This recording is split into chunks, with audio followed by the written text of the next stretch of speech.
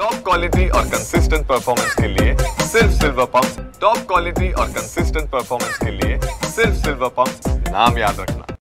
20 वर्षानंतर पुन्हा एकदा ठाकरे बंधू आज एकवटणार आहेत आणि एकाच व्यासपीठावर दिसणारे विजय सभा मुंबईच्या वरळी NSCI डोम या ठिकाणी साजरी होत असताना संपूर्ण मुंबईमध्ये सध्या बॅनरबाजी पाहायला मिळते। एकीकडे ठाकरे बंधू एकत्र येतात, यांचे बॅनर पाहायला मिळतात, तर दुसरीकडे आपण पाहतोय की पुन्हा एकदा निनावी बॅनरची चर्चा होऊ लागलेली आहे। मुंबई मा जलेबीनं फाफडा, उद्धव ठाकरे आपडा, केमछो वरली अशा आशयाचे जे बॅनर आहेत ते या ठिकाणी लावण्यात आलेले आहेत। आणि गुजरातीचा जो मुद्दा आहे, गुजरातींचा जो पुळका आहे तो सगळ्यात आधी उद्धव ठाकरे यांच्या शिवसेनेला आला होता, असा जो आशय आहे तो सुद्धा या ठिकाणी आपल्याला स्पष्टपणे पाहायला दिसतो।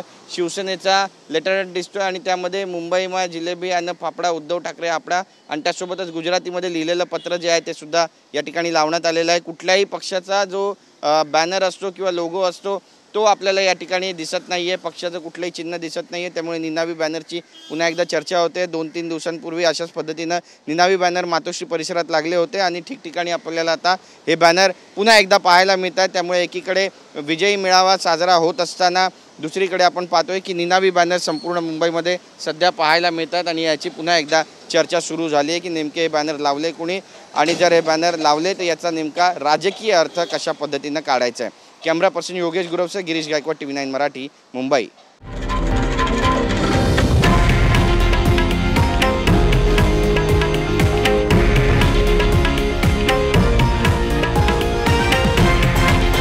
हे आहे देशातील नंबर 1 न्यूज नेटवर्क आणि आपण पाहत आहात TV9 मराठी, एकमेव।